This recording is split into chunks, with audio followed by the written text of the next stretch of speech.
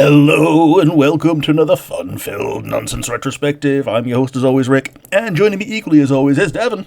Hello everybody, those eagle-eared listeners or people who just listen to everything we put out. You're rare, but I'm sure you exist and we thank you for it. I'm still incredibly ill. You might be able to hear it in my voice. If not, just a heads up, you might hear some coughs here and there. We apologise in advance, and by we I mean me. Yeah. I'm starting with something, but hopefully it's not as bad as what Devon's had to deal with for the past couple of weeks. It's flu season in the UK. It is. It's the time of year where you get about an hour of daylight, and the rest of the time you have to cough to yourself, otherwise known as winter. Well, I also have to work in a supermarket, Rick, and I don't know, I think I need to tell you this, but the population at whole learnt nothing from COVID. Nope. And that hour of daylight you spend working. Well, I don't. I work in the evening, so my entire work shift in the winter is spent in the dark. Yeah, fair enough. But today we're going to be talking a little bit about Hazbin Hotel. We talked about it before. Why are we talking about it again? Well, because they put out Season 2 last year, and this is the first time we've gotten a chance to chat about something that we've watched, and, for my part at least, very much enjoyed. Yeah, it seems Rick is just cursed. Well, I say cursed, but every time Hazbin Hotel has released thus far, Rick's just fucked off to Australia. Yep. And it's been Australia both times. Yes, both times Australia. I've been other places. I've fucked off to do other things. But seems to be that every time I go to Australia, there's new Hazbin. And, last time there was something fucked up with the passport as well. Yeah, so, there's something fucked up with the passport each time. Yeah, okay, but the last time was very much someone's fault that you can pin to. Yeah, and this time it was immigration that decided not to give me a fucking visa until I decided to delete my entire application and apply again. But yes, this time round, Rick, you and I both watched Hazbin Hotel in two very different ways, in that you were, to my understanding, watching them as they came out, whereas I watched them all in one go once the series was out. Yeah, I also watched them alongside someone else, so I was also doing like live reactions at the time. Oh yeah, totally fair. I don't know if you know this about me, Rick, and it's kind of bizarre when you think about the format of this show, but I fucking hate watching things for the first time with other people. I get it. Like, sometimes I like to be able to miss things on my own and not feel like an idiot when I realise, oh man, yeah, that was an important thing that I missed. Now, if you go in with the mindset knowing that you're doing what we're doing for the podcast, when we do stuff and it's like, stuff's going to get missed, we're both actively talking, we both know the deal. However, when I watch things with other people, if I actually want to watch the fucking thing, it's the most upsetting way to watch something ever. Oh, it's even worse when there's two other people and they just start talking in the middle. I remember, Rick, when we were up north. I was up north with you. With you, because you're the only reason I'd go up north. And we watched an episode of it would have been the Sith show. Oh, Acolyte. Yeah, and I was like, I'm not a fan of this. Yeah. Well, was it someone deciding to start talking in the middle of everything? Yeah. Well, it's also that, like, they started a conversation and then I responded with something, but then they assumed I said the opposite of what I said, and then they continued having the conversation as if the opposite of what I thought had been said, and then I was like, I'm just going to stop talking. Yeah. Hopefully this sometimes works. Sometimes it doesn't. I love your mum and dad, but that was certainly an eye-opening experience. Yep. But yeah, Hazbin Hotel Season 2 came out end of last year, and we got a fair few bangers. Do you have any thoughts on the songs? Before that, I just want to say I've got it in front of me. The official premiere date of episode 1 of season 2 was October 29th. So yeah, very much peak 2025. Yeah, ended on November the 19th as well. So you know, they came out at quite a clip. They came out like dropping 2 episodes at once, I believe, didn't they? Yeah, it was much better of them to actually stick to dropping 2 episodes at a time instead of what they did with the first series, which I don't know who. I assume Amazon got panicked by the leaks because they released like episode 1 and 2 at once, and then it was 3 and 4, and then they went, oh fuck it, just have the whole thing. Yeah. But as for songs, I mean, the songs were great. They were unobtrusive is the word I'm going to use. I'm not a big fan of musicals in general. If you've got one song per episode, I'm going to class you as a musical, and I think that's a fair thing to say. Yeah, I think Hazbin is very definitely a musical territory, whereas Hell of a Boss, it does have songs, but because it's not every episode, it doesn't feel like it's just a musical. Like, Hell of a Boss is more in the My Little Pony territory of, yes, there are songs, but it's not the focus. Yeah. The problem is, all of the songs were pretty good, I'll go be honest with you. I really liked Vox's Big Villain song. Because I'm not a music guy, I didn't take notice of any of the music, any of the song names, which makes for an interesting conversation with me and a mutual friend of ours, Rick, because he's like, oh, this song was banging, and I went, cool, who sung it and in what context, because that's how I understand the music in this show. Well, thankfully, my three favourites are rather easily determined by, because one of them is Gravity, and that's by Lute. That was pretty good. I think that's the most iPodable song, in that, like, it doesn't need to be, you don't need to know that you're in the context of a musical and a story to just listen to it, because it's just a banger, on its own. That being said, I just remembered the name of the song that I wanted to mention because I was playing it mentally in my head. Specifically, I'm thinking of Husk looking all depressed while Keith David sings Love in a Bottle. Yeah. I can listen to Keith David sing any day of the fucking week. It's really funny because I always forget that motherfucker can actually sing when he wants to. He can. And yeah, it's always a surprise. Even since we know it's happened. It's already happened on this show. It's happened on this show. And also, he's got like if you want to talk about like musical theatre pipes on the screen, you have to have sung a Disney song, and Keith David's done that. Yeah, Dr. Facilier, he's done a villain song. That's with like a step reprise. Up from Disney song. Yeah. And speaking of reprise, I think Vox is like the king of reprises because he reprises like 3 songs in his villain song. Vox is such a prick. He is. He's great. But yeah, you said you had 3 songs you wanted to mention, and I've only heard you mention 1. Yeah, my other ones are Clean It Up. Oh, that's the Nifty song, isn't it? It is. And she just switches completely seamlessly into Japanese because Kimiko Glenn is part Japanese herself, and she just can do that. It's very odd. Not that's a perfectly fine aspect of the character, but apparently in the Japanese dub, she doesn't change her language. She just changes to idol style in the song. Sure. Which, like, surely that joke loses a bit of oomph because the whole thing is that the newscaster can't understand, neither can Charlie. Whereas if you just change the idol style, you can still understand Japanese, motherfuckers. Yeah. That is kind of cute, though. I wonder if they got Kimiko Glenn to do it for her for that. I'm assuming not. I'm going to assume not as well because they usually you wouldn't get. You just reminded me of the Arnold Schwarzenegger shit. No, because you sound like a farmer.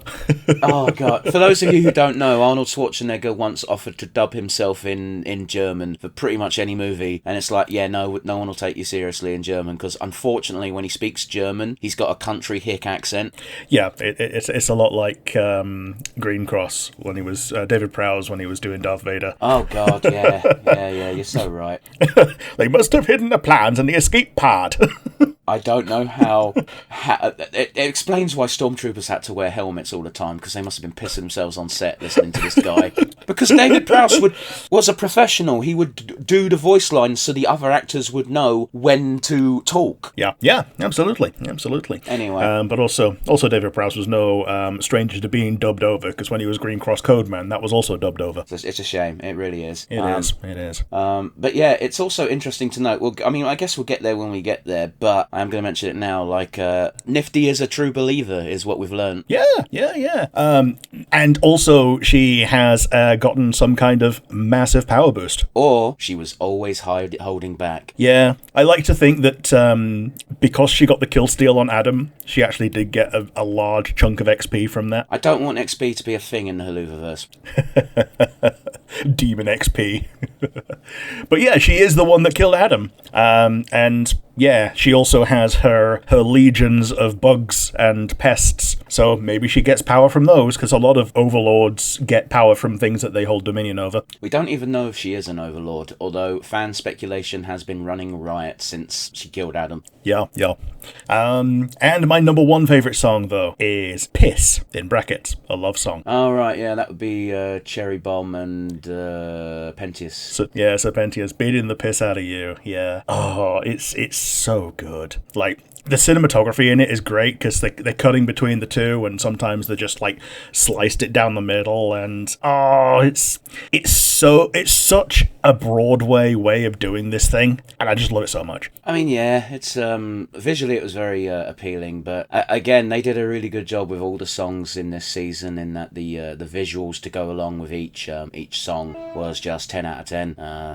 Very appealing. I know that sounds very mollycoddly general blanket statement, but it really is true. Yeah, I mean, it's like comparing it to season one, like, a lot of them were good, but, like, these were all, like, a step ahead. Because I've watched episode 1 of season 1 about 10 times now, with different people trying to get them into the show. Some of them it stuck, some of them it hasn't. And the two big songs in episode 1 are Happy Day in Hell, which is mostly just a tour through hell, which is fine. It doesn't like cut to song space, as it were. And the other one being Adam's first song, Hell is Forever. But the thing is, I'm trying really hard not to laugh, because you brought up season 1, episode 1, and all I can think ever for free in my mind is Angel just going, that bitch is halfway down the street. Yeah. Because that was the one song that got, like, leaked before the show started as well, wasn't it? I couldn't tell you. Well, when I say leak, I think they actually specifically put it out before the show came out. But yes. Again, I couldn't tell you. I didn't keep track at the time, and it's not information I have at hand. So I'm willing to believe you, but I don't know. Sure. They also did a live on Broadway on the 17th of December. Sorry, not December. 17th of November. Most of the cast just popped up and were able to, like, do Broadway songs for it. Alex Brightman was not available, which is a shame, because he's probably the one with the most experience. Yes, and he's like 3 characters. Well, let me think. Oh, he's two in this. He's well, Adam's already dead. Yeah, but he does show up in, like, he even shows up in Gravity. Yeah, but he don't sing. He goes, yeah. Just egging Lute on. I'm very curious to see what the payoff's going to be for that. Yeah, pretty sure it's just that he's part of her subconscious. Yeah, but not a literal manifestation of Adam. It's literally, it's obviously just Lute going crazy. Yeah, and that seems to have been swept under the carpet quite a bit as well. I don't know about that, because again, it resurfaced with Abel fucking letting his bollocks drop for 5 minutes. Yeah, calling her a bitch. God damn, we'll get there. So yeah, we jump in at episode 1 with New Pentious. We get introduced to Baxter. We do. Baxter is a character who they revealed ages ago, like almost, not, I wouldn't say immediately after season 1, but it weren't long after. And it's like, yeah, this is going to be a new character. And because they introduced them so long ago, I was very surprised to see that, my God, you get no screen time. Yeah, he doesn't. And I was so convinced that this was Richard Horvitz, and it's not. It does look like a Richard Horvitz type character, I'll grant you. That thought did not even cross my mind. It also sounds like him as well. A little bit. I kind of hear it, but again, unless you go in with, like, that sort of ear, I don't think it does. Yeah, fair enough.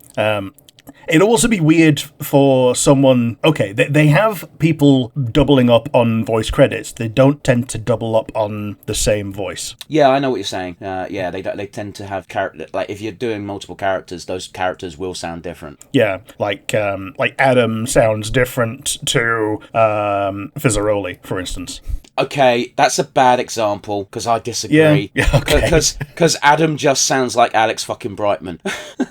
Yeah, true. Whereas Fizzaroli is Alex Brightman with the accent doing the Beetlejuice. Pretty much. Like, by the way, if you don't know, guys, Fizzaroli is just Alex Brightman doing his Beetlejuice. Yeah, and Adam is Alex Brightman not.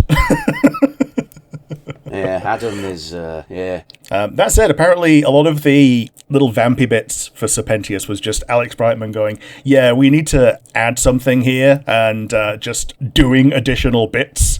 And they just wrote around it, animated around it, and, loved it. I'm sure Vivzy loved it. I'm sure the animators fucking hated it. What do you mean we've got to do it again? Well, I think at that point they kind of just don't animate until he's sung it, and then they go from doing vague storyboards into the actual animation. I'd be hella curious to actually talk to an animator who did good work but has since left the project and doesn't have to worry about working for Vivzy ever again. I guess so, yeah. That's always the key when you talk to these people. You've got to talk to someone who wasn't disgruntled at the time but doesn't have to worry about sucking up because they don't need a job again. Yeah. It's why Bob Holly is one of the best wrestlers to talk to ever. Because he never wants to wrestle again, so he'll talk all the shit in the world. Vaggy's also doing her little subplot this season of trying to come up with a new name, and spoiler, she ends up sticking with Vaggy, just without an E. Yeah, I wouldn't say I'm disappointed with that, because it would have been annoying to learn a new name, but boy, was it a bit underwhelming. Yeah, it was weird, but it feels like the kind of thing that she could have just dealt with behind the scenes herself. I feel like they wanted to have an exploration of identity storyline, but at the same time, Angel Dust is right there. Yeah, like he could... That's a bad example, but you know what I mean. Yeah, and also he has to deal with multiple identities himself. He doesn't know that at the beginning of this season. Well, true. But even that, he's got to deal with himself on and off camera, and that's something that he's kind of worked through a little bit already with Huskin Season 1. He doesn't have to be fake when he's off camera. And yet he still is more often than not. Yeah, because he doesn't know how to deflect from genuine relationships other than by being his screen sonar. But yeah, a bunch of people are at the hotel because they want to see people killing angels, and that's not what the hotel's about. Yeah, I mean, you gotta give Charlie, I almost called her Charlotte, and I don't know why. You gotta give Charlie a bit of shit here, because she did not do very well when it came to managing the PR of the hotel.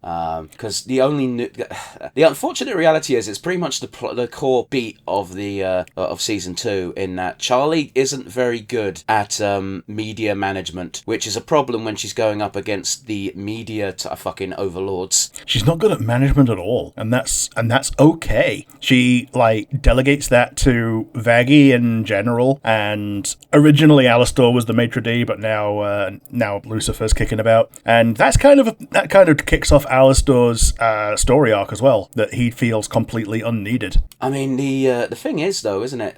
We don't know this in episode 1. It's a bit of a later revelation, but the only reason he's still sticking around the hotel is because of his own leash. Yeah, it's because of his contract, and when he decides, fuck it, I'm gone, it's because he's not needed. He's not gonna get his leash tightened because the hotel's gonna be okay, or at least that's the way that I interpreted it. Well, it's one of those, isn't it? It's a bit weird because Rosie's got the leash, but she doesn't have an all-seeing eye on him. Yeah. Because if for a second Rosie suspected that Alastor was trying to weasel his way out of that deal, I think Rosie would have fucking probably stepped in sooner and been like, no, stop being a little bitch, Alastor. Yeah. But we'll get to Rosie in a couple of episodes. Storyteller. Episode 2. This is the Heaven episode. This is the one where I got my one of my top 5 furry waifus from. Well, not furry waifus, the Helliverse waifus.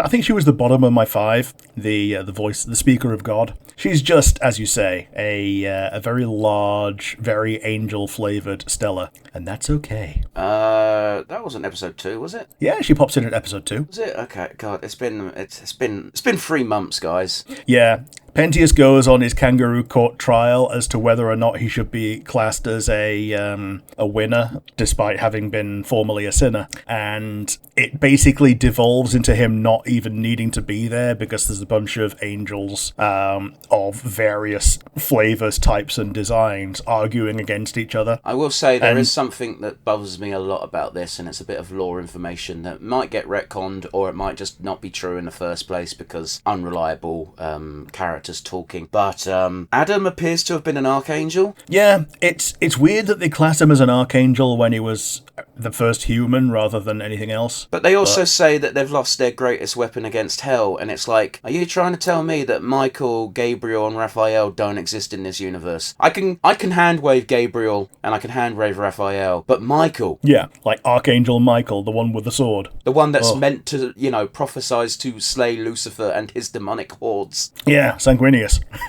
Sanguinius, technically speaking, is Lucifer. Oh, okay. Because that's the whole reason why the Emperor didn't name... We're getting off topic. I don't want to talk about Warhammer 40k today. But yeah, no, it bugs me a lot because I actually... Alright, listen, I'll just... All cards on the table. I'm not Christian even slightly. I don't follow any religious dogma because I don't care. We don't need to get into that. That's just the case of things. But I watch a lot of stories that are based on Christian myth, and almost all of them have the same fucking beats, and that is, here's the leader of the bad guys, it is Lucifer. Here's the leader of the good guys, it is Michael. It gets weird when they fuck with that formula. It does.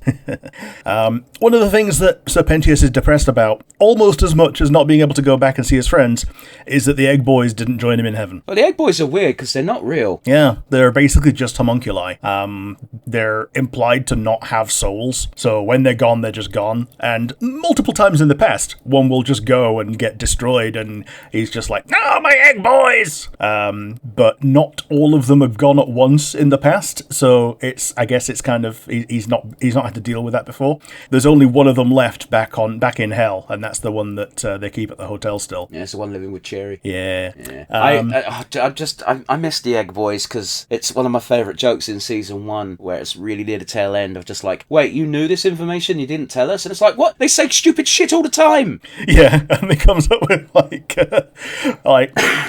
gasoline is controlled by the elite. See? Or something like that. Yeah. And then right at the end of this one, I don't know if you finished your sentence or not, or if we're having internet problems. It was both. I had a bit of a gap. There was no internet problems. Rick just stopped talking because his mind melted. Yeah, Emily does one of her where her face screws up, which I think is adorable, by the way, when she's doing effort and she creates some Egg Boys out of nothing, and it was very, very cute. Yeah, we also get to see some Abel hanging out with Peter, because they join Emily in her attempt to show Pentius the joys of heaven and how much fun he can have. And again, it's one of those weird ones where they're showing you that heaven isn't necessarily a good thing for everybody. Yeah, it's basically just a bunch of fun stuff for people who are from the 1940s. Well, it's also it's an argument I've heard before, usually from comedians mocking religion, which might not be the best thing to do in the world, but I don't give a fuck. I'm making fun of your imaginary friend. Oh no, that doesn't hurt you. But there is an argument of like, you're in eternity and nothing but good things can happen to you. You're gonna get bored. Yeah. Do I agree with that assessment? No, but I could certainly see the argument. Yeah, like only aggregate of good things can happen. Great. Only good things, full stop. Very boring. But that's what heaven's meant to be. Yeah. So, yeah, there's no chance of failure at anything. So, yeah, there's nothing can go wrong. It's just, yeah, that's just as much torment for someone who likes to experiment. Yeah, and, Pentius can't really do that. Yeah, and we also learned in this episode about Emily's obsession with pangolins. Yeah. They are cute, though. I mean, I disagree on that. I've seen a pangolin. They're pretty fucking gross. Sure. Well, it's more that they can go into balls. Yeah, so can hedgehogs. They are miles cuter. They are. But yeah, pangolins just being like a slightly pointier armadillo. Not really. Are they not? Well, they're kind of longer and weirder looking. They're not really pointy. Yeah, they've got like the pointier nose and the pointier nose. Fine, that's what you meant. I thought you meant pointy as in spiky. Oh yeah, they themselves are not too spiky, but like they've got like a pointier nose and they've got like a longer tail, ain't they? Yeah, they're weird critters. This would be the episode that has your angel song in it, wouldn't it? Yeah. Piss. That's later on. Oh yeah, it's Lute's gravity song. Yeah, that one. Storm's coming. I can feel the clouds. Yeah, because Lute learns that she's not taking over Adam's position. Abel is. So she starts. She takes this. She takes this about as well as can be expected by trashing Adam's office and kicking Abel out. And Abel immediately leaves, but as any sensible being would do, be like, you need a minute. I'm going to leave. Yep, you need a minute. And also, as any good eavesdropper would do. Keeps on eavesdropping. Does he? I think he does, yeah. I don't. So he's so I think he's like there for the end. So he's like, if yeah, like you say, you need a minute. I'm gonna leave. Do what you need to do. But I think he is still kicking about. Yeah, possibly. What do you think about people shipping Abel with Peter? I sees it. I don't disagree. Yeah, I don't like it. I think the only thing I don't like about it is that Abel feels like too much of a he's not a child. He's been around since in lore like the second man. Like he's like one of the first brood of Adam. So, you know, he's not a kid, but he's very definitely like late young adult coded. He's like very emotionally immature. I think that's the only thing I don't like about it. I don't think it's one of those weird ones, isn't it? Because if you go by Bible numbers, everyone's stupidly fucking old by the time they die. Yeah, you get like these 700-year-old dudes. Well, that's the point. It's like Adam's old as fuck by the time he dies, whereas Cain and Abel are a bit different. Cain never died, whereas Abel gets killed when he's like 20. He's the first murder victim. Yeah. Cain being the first sinner and Abel being the first murder victim. And then there's Seth, who's just skicking about. I'm not familiar with Seth. Yeah, he's the third one that just doesn't get referenced quite as often. So it's Cain, Abel, and Seth with a trio. Jesus Christ! Yeah, I didn't know there was a third one amongst that. Because guess what? Guess which one's the more interesting story? Yeah, it's the one where one of them dies and the other one becomes the first sinner ever. And the first murderer, aka depending on which lore direction you go, almost always becomes like the first vampire. Yeah. Like, it's a lot of people, I think Jimmy Carr even says, you want to talk about sin. Sin doesn't start with the serpent and the apple. Sin starts with Cain. Like, sin comes from man, not from without. That's certainly an interpretation you can take. Like it is a sin to take the fruit of knowledge. That's what got kicked them out of the Garden of Eden. So yeah, it's one of those where again that very much. I think what we're doing right now, Rick, is we're recreating an argument between Catholicism and Protestantism.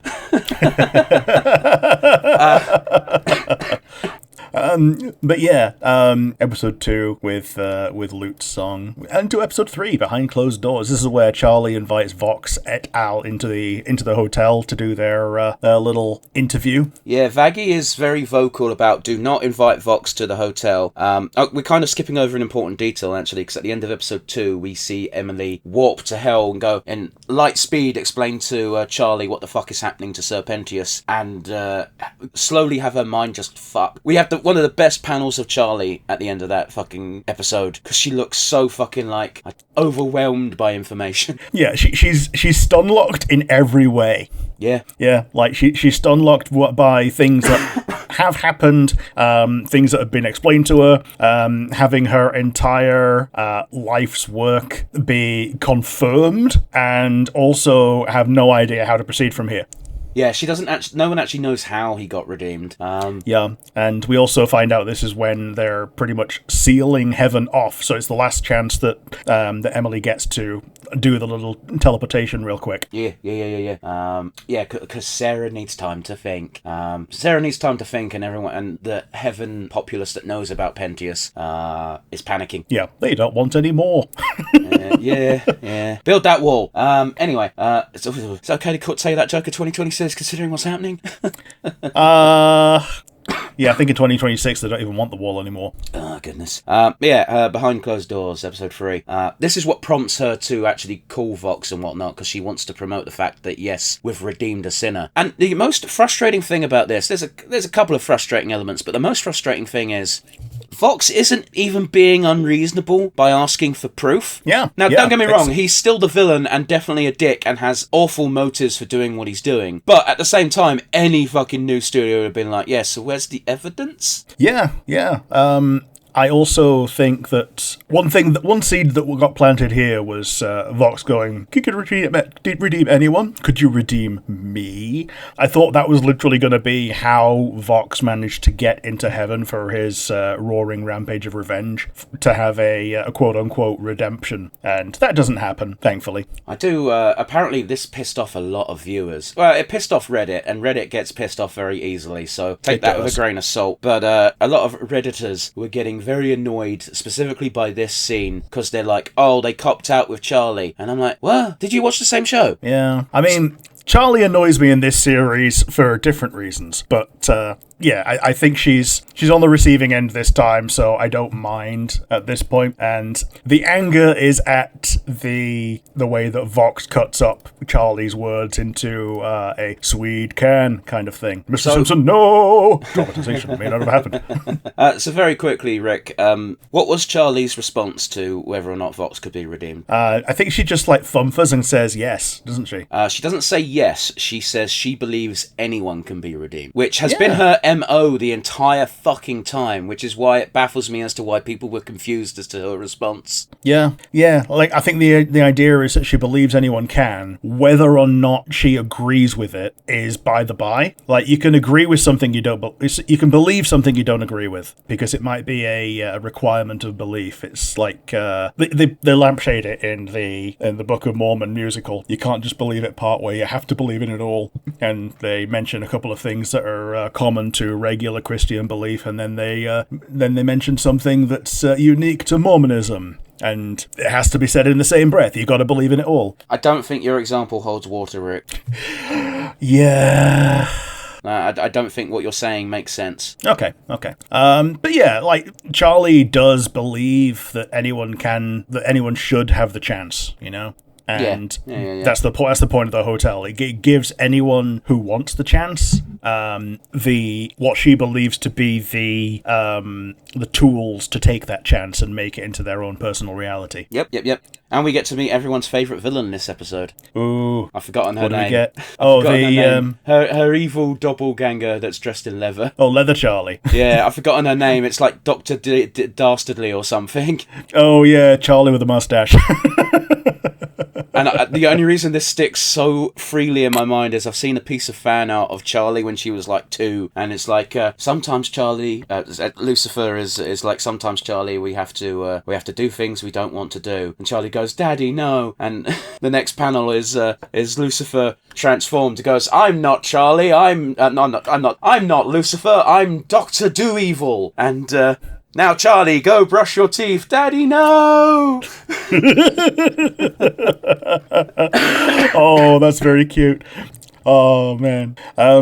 So when she's doing that is when she's trying to orchestrate some fake heroics for Angel Dust to get redeemed in short order on air, and it doesn't work, obviously, because Angel Dust's sin was different to Serpentius's, but this is where we get the first idea that maybe that's what's tied to it. I mean, we don't get the first idea. Charlie outright says it in this episode, and I was just like, oh shit, she got it. Unfortunately, she's got no way of proving that, so she's not going to stick with it, but... Yeah, so she gets it in one that Serpentius's sin was cowardice, so bravery was the way that he gets redemption. Well, no, she didn't know that was the exact reasoning, but she was she didn't know, but she knew that bravery was the way. Bravery and self-sacrifice was Serpentius's way. Yeah. And we find out from Pentius's musings and dolorousness and just chatting to Emily that the reason that he became a sinner was because he knew what was implied to be Jack the Ripper and did nothing about it. Well, it's one of those it's one of those things that actually kind of bugs me a lot, because it's like, what the fuck was he meant to do? Yeah, I guess what, you report him? With what evidence?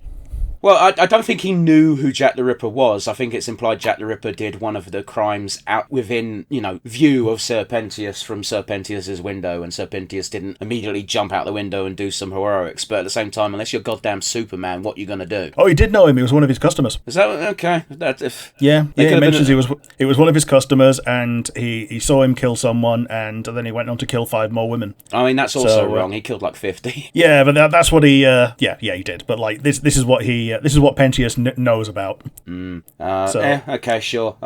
It didn't. That was not clear to me at all. Okay. But yeah, the love song here is so cute. It's so cute. Apparently, Vivzy had a little bit of pushback on calling the song piss, because as much as she loves foul-mouthed humour, she doesn't like toilet humour. That doesn't happen in episode 3, does it? Yeah, episode 3 is beating the piss out of you. Really? Yeah. Okay. So this is kind of what happens in the background as because they can now freely cut between heaven and hell, now that they've shown an episode of each. Okay. Obviously, most of it takes place in hell, but now and again we get a little bit of Emily or Pentius.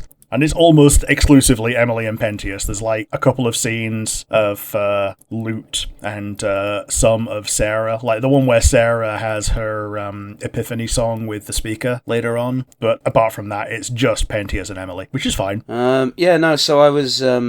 I'm looking it up because I can't believe this fucking song happened in this episode. And the reason why I'm getting confused is because there's 2 songs in this episode. Ah, yes. Is this the one where they do the song where... We've already mentioned it, Speedrun to Redemption. Yeah, okay. I just don't remember it being a song. Yeah, I don't remember it being a song. It's not as iconic as Piss. This is where they tie Husk to the tracks and Velvet cuts the brakes because where's the drama without that on the train track roller coaster? Yeah, no, I think it can't be understated how much of a cunt Velvet is. It's just she's rarely centre stage. Yeah, it feels like Velvet is kind of a new character in this season. Well, even when it came... Well, that's just it, though, isn't it? Because when it comes to the Vs, she doesn't have a counterpart. Like, Alastor fucking hates Vox. Angel Dust is tied to Valentino, whereas Velvet is kind of just there. Yeah, she's just there. She controls social media and... Which is arguably the strongest of those 3. Yeah, especially now. Her counterpart is actual Twitter. Ooh. Oh, man. You're meant to have a good counterpart, not an even more evil one. Yeah. So, yeah, she feels like a completely different character to in Season 1, where all she did was, like... Antagonize Carmilla. Yeah, antagonize Carmilla by saying that Zexiel is like an old fart, and like this time she seems to be a little bit more deferent to the elders now, a little bit, but not by much. No, she's not. She will listen to Vox because Vox is a bit less hot-headed, weirdly, unless it comes to Alastor, of course. And she will pretend to care about the older people when it comes to overlords, only because Vox has told her she needs to for 5 minutes. Yeah, she needs to kiss ass for a little bit. Like even Valentino, he basically wasn't a character in Season 1. He was just a looming threat for Angel Dust. And let's be clear here, Valentino is only a threat to Angel Dust when it comes to the main team. Yeah, only Angel Dust. Because the other things that he does are just like making contracts and exerting his rule over that. And he's just like a pawn baron. That's just all he is. Oh, he's a pimp. Yeah, pawn baron and pimp. Here's the thing, Rick. Pimp is more threatening. Yeah, true.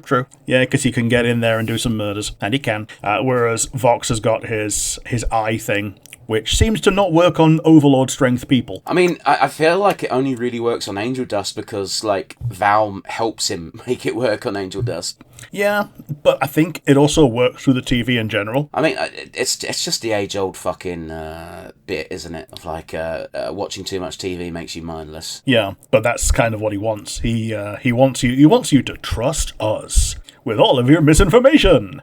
But yeah, that's episode 3. Episode 4, it's a deal. So this is the episode where we get Alastor's backstory, right? We do! And some people were mad. Why? Well, because it kind of defangs Alastor to a degree that he's not, like, soul bound to Lilith or anything. He's just bound to someone who he was treating as a kind of old friend in Season 1. Like, they didn't feel like they had that kind of dynamic when they appeared in Season 1 together. But isn't that supposed to, like, I can understand why people are like, oh, boo-hoo, Alastor's already been beaten by fucking Adam, and people bitched about that as well. Yeah, but by the same token, it was Adam.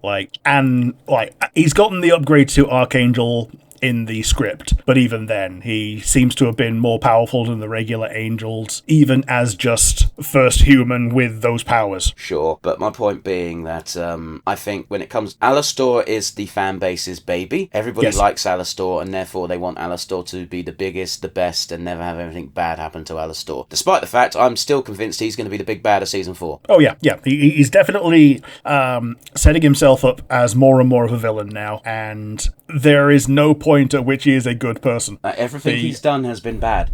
I think the only thing that's close to redeemable is that he has a legitimate soft spot for Nifty, and only Nifty. Well, it's that's another thing that people like to harper on about, is that Alastor doesn't mistreat women. And it's just like, but he's still a serial killer. Yeah. Yeah, he was a serial killer in life, and it didn't get better from there. But yeah, this is like the first clue we get as well that your demon form takes some hints from how you were killed. Although it's a bit of a fucking stretch, isn't it, of Alastor? Yeah, he was mistaken for a deer, so they give him deer motifs. And also, when his glamour isn't working, there's a little X on his head where the bullet wound was. Yeah. I will say as well, weirdly, well, it's not that weird, but fan artists managed to fucking guess the human Alastor design pretty fucking easily. Yeah. I think they teased one with a mustache, and I'm so glad they got rid of the mustache. He looks so much better without that mustache. At the same time, though, it would have fit a 1920s radio host. It would, but he looks better without it. But yeah, he's in life. He seems to have been quite the Hannibal Lecter-esque figure. I'm not saying because of the cannibal stuff, because that's kind of wishy-washy as to whether or not he partook, but more in the sense that he appears to have taken the approach of don't be rude. Oh, you're rude. Yeah. I'm going to kill you now. Yeah. You respect me, I respect you. You disrespect me, you end up as lunch. Yeah, although I will say it's Alastor is very firmly not white in the 1920s, and being quite a prolific serial killer. That probably wouldn't have happened. Nah, well, we don't know. It probably wouldn't have happened, not because I'm saying Alastor's skills were lacking. I'm saying because America has always been a deeply racist place. It was even worse back in the day, believe it or not. Racial profiling alone probably would have gotten him caught for something unrelated. Yeah. That being said, I'm not knocking the show in any way, because, I don't want fucking historical accuracy in my show about demons. It's also nice to see someone who's Creole just be because he's from, be Louisiana, represented. Isn't he? Yeah. Like, from the actual, heart home of voodoo. Yeah. Wait, is he actually canonically Creole, then? I believe so. Okay. Then he might either Creole or part Creole. And, he's doing his rituals to get in touch with what turns out to be Rosie. And he's like, yeah, let's cut the bullshit. I want to make a deal. And she's like, well, all right. Well, it's one of those where... You'd think he'd have a bit more in common with Velvet then, because Velvet's all about voodoo. Yeah, but also Velvet's not born at that point. No, I know. I'm just saying you'd think they'd get on a bit more than they do when he's in custody. Yeah, maybe. But yeah, the deal is that he becomes the strongest sinner in hell, and that's exactly how... Rosie clips his wings by making him the strongest sinner, no stronger than that. I mean, it's implied, even though his staff's broken, he's still the strongest, isn't it? Yeah, once he gets his wings unclipped by the not the curse, the contract being broken, he basically just evolves in real time, probably due to all the souls that he's got under his command, and is able to take out Vox, who is canonically the strongest.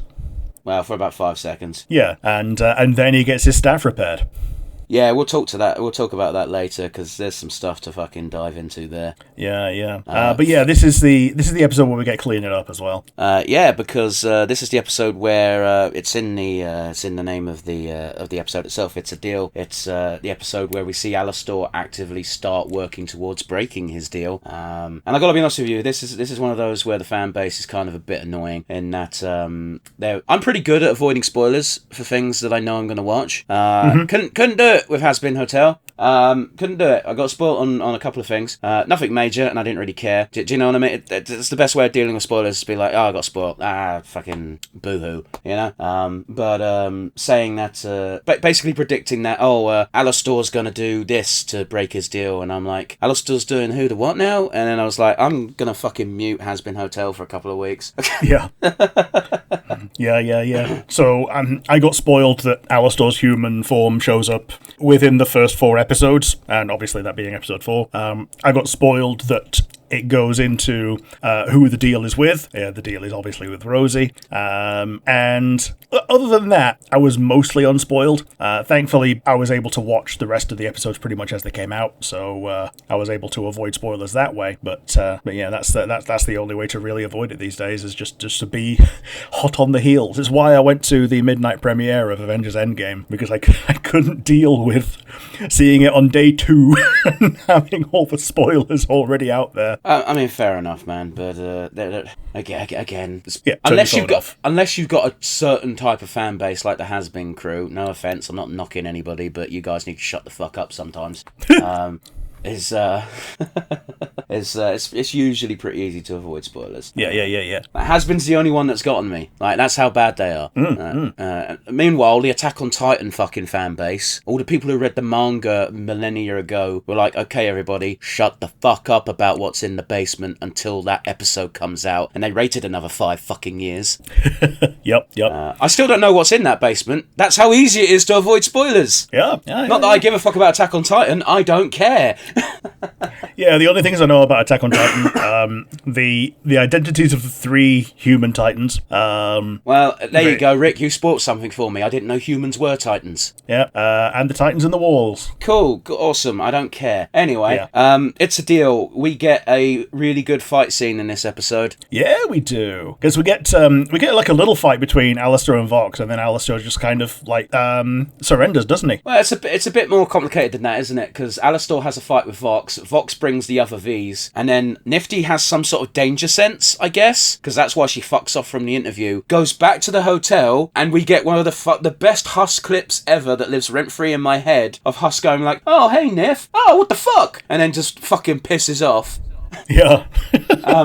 And they appear, and then they start fighting the Vs, and Husk's first words are we still dealing with these losers? Yeah, because as far as Husk is concerned, like he is a former overlord. Like he still has most of that power, if not clout. So when it comes to actually fighting at full strength, he's probably on par with Velvet or Valentino. Weirdly enough, I think Husk would have had an easier time against Valentino. Yeah? Because it's personal. I don't think it's got nothing to do with being personal. I just think Valentino's a crap fighter. Yeah, true. Like, Valentino is not good. Valentino wins because Nifty is fucking around. Yeah. But like Husk and Velvet's fight, Husk is the entire time like, bitch, I don't want to fight you, and Velvet's like, you messed my hair up, and it's like, ugh. And we get to see a bit more of Husk's moveset, and we find out that, oh no, he's not all about gambling and luck, he's also a magician. Yep. Yeah, he does a lot of magic stuff, and yeah, a lot of it is gambling, like chucking cards. So he's partly gambit, but yeah. But yeah, the fight scene ends with Valentino pointing a gun in Nifty's face, and Nifty not giving a fuck at all. It's almost as if Nifty does not think she can die. In fact, I'm willing to put money on the fact that Nifty wasn't in any real risk. However, Alastor's plan relies on him being caught, and he needs things to look like he's in trouble. Yeah, true. And yeah, he offers a deal to Vox that Vox fucking snaps up.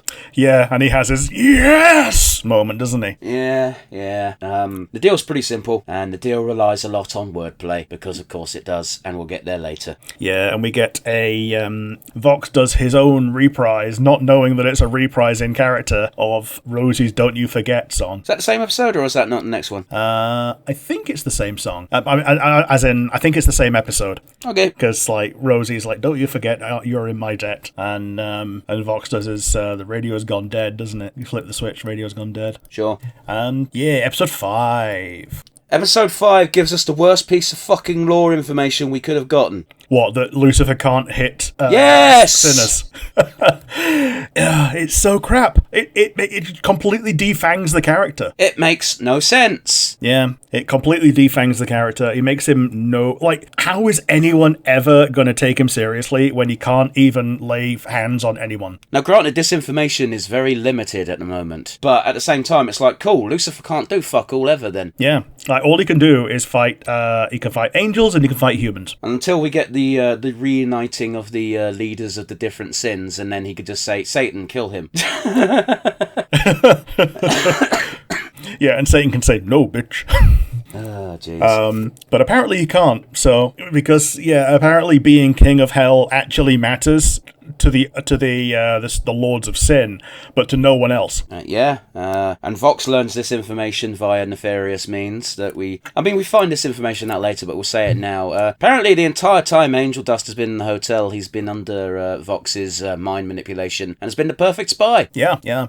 I was under the impression that 72-inch TV that they brought in was the spy camera, but it was just Angel Dust the entire time. I like also how people have come to the theory that Nifty's eye thing with cameras is something that Alastor put on her to make sure that she doesn't blab anything to Vox. That implies Nifty knows anything. Oh, she knows a lot of things, but I think she doesn't know what she knows, which is even more dangerous, because when you don't know what you are blabbing, it's even easier to blab. That's fine. Make a mental note of this, Rick, and then you can say, "Look, see, I told you," later on when it becomes fact. But I'm gonna. Here's the thing. I think Nifty's just a fun character at the moment, and putting too much on her is just gonna lead to disappointment. True. Oh, turns out she's not secretly Eve. We also get Vox going through all of the overlords, trying to appeal to each individual one personally. My God, it was so funny with Carmilla. Yeah. He just goes, cha-cha-cha. It's even funnier because Valentino is also Latino. Yeah. I'm from Florida, bitch. And even Velvet says no, and Valentino goes, stop it.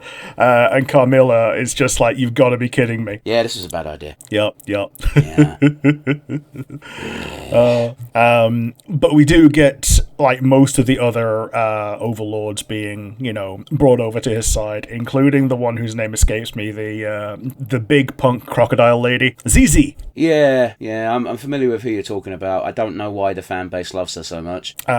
She is a large furry lady. Yeah, okay, that tracks. Yes, pretty much. Don't take a lot, does it? No. Yeah, ZZ being a large punk furry like crocodile lady, crocodile wolf. I mean, she's got the mane. She basically looks like an acid punk version of someone like Luna, but just scaled up. And yeah, Vox Populi and Vox Dei. Are those the songs? Yeah. Yeah. Hail Vox Populi, the people's voice. Yeah, I did like the big Vox villain song, the one where he calls himself the Führer. Mostly because, man, congrats putting Führer into a song. Yeah, and also, it's a little bit too on the nose how he wants to make hell great again, isn't it? I mean, at the same time, it took 2 years to get this season done. Like, if there's a parallel towards your fake Hitler with a real life living being, but the fake Hitler took 2 years to draw, I'm just saying, I don't think your real life example is the person who inspired this. And I think your real life example needs to get shot in the face. I didn't name names. I'm allowed to say that. Yeah, it's okay. We can talk about Mussolini. Yeah, I'm talking about a theoretical Hitler. Yeah, we're talking about a theoretical Hitler, otherwise known as Mussolini, yes. Also, I'm not living in America, so fuck it. Who gives a shit? Yep, fuck Mussolini. Wow, you're being really careful, Rick. Almost as if someone's scared. Yeah, well, they scan your social media. I'm probably going to get denied entry to America at some point because I once posted a thank you tweet to the Bernie Sanders Twitter for basically thanking him for being a voice of reason among this sea of chaos. Oh, Rick, it's going to be so funny, but also I'd feel awful if you get denied entry to America because of this podcast. Yeah, well, we'll see.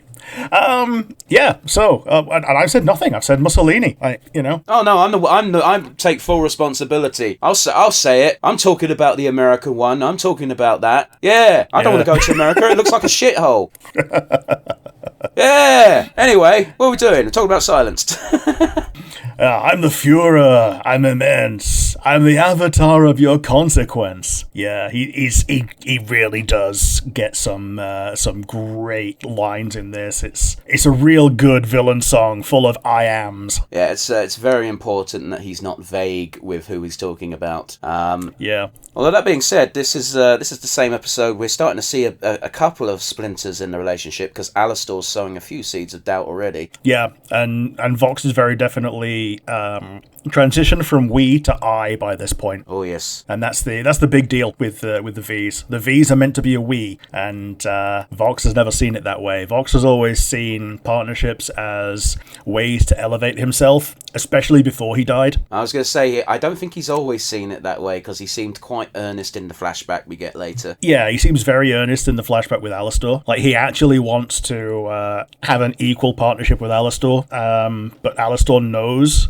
that he's the strongest because of the deal. So he doesn't see anyone as his equal. Yeah, that makes sense. Then again, Alastor is both a hypocrite and a dick. Yes, both of these are true. Yep. But yeah, the other thing that happens in this episode is, other than we get the quote unquote villain song from Lucifer, Sarah also pops down and uses her full angel form, which is really cool. Wait, again, is that this episode? Is that not the next one? I think that's in this one, in episode 5, Silenced. Oh, okay. Is this the one with the gift baskets? I think they do come down with the gift baskets, yeah. Yeah. And like they come down right at the end of like the full on like Fura song with the gift baskets, and it's perfect timing for Vox to be able to laugh at them. Yeah. We do get another piece of information that is kind of damning, because Vox straight up says when the gift baskets are laughed away, and I still can't believe this, your exterminations kill, and I quote, dozens of us. Rick. Yeah, you say dozens. Yeah. Loot. Rick. Dozens! Yeah, Loot admits to like 276 on her own just in one extermination. I'm sorry.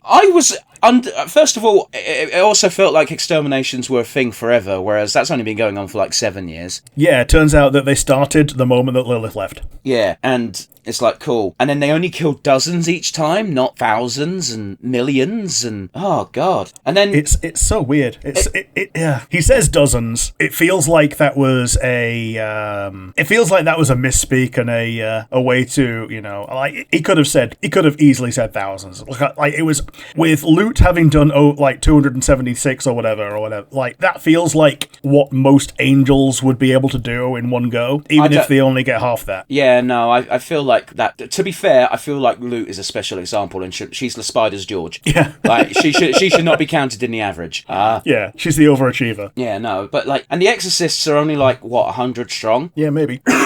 If each one kills like 3, we're talking about 300. It's possible it could be that low, but at the same... And don't get me wrong, being systemically exterminated every so often is still going to suck, but it still felt like a much bigger problem than it actually is. Yeah, like 500 every year. That's less than a bar brawl in hell terms. I mean, probably, yeah. And then you've also got the fact that...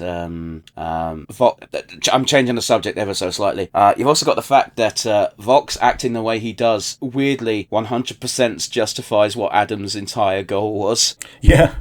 Like, as soon as they don't have the threat, they can then start to rise up. It's a really annoying example of, like, the more you squeeze, the more we fight back, but the more you fight back, the more we squeeze, except they stopped squeezing, and then it's like, yeah, but we're not going to stop fighting back now. And it's like, fuck. And now we don't have Adam with his bloodlust.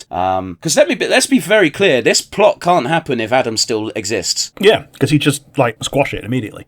What would happen is, after Lucifer couldn't punch fucking Vox in the face, Adam then comes down and does it for him.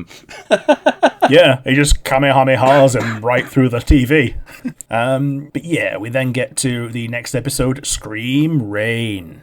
This is when Vox is actually starting to plan his actual assault on Heaven, when he does actually get to do his deal with Carmine. Yeah, and the hotel pretty much falls apart in this episode. Yeah, this is the one where Charlie and Vaggie have their, like, big bust up again. Well, yeah, but it's also more about them fucking. Yeah. Like, they're about to have a big bust up, and then Vaggie realises, we haven't had sex in like 2 weeks, so let's just solve that problem first. Yeah.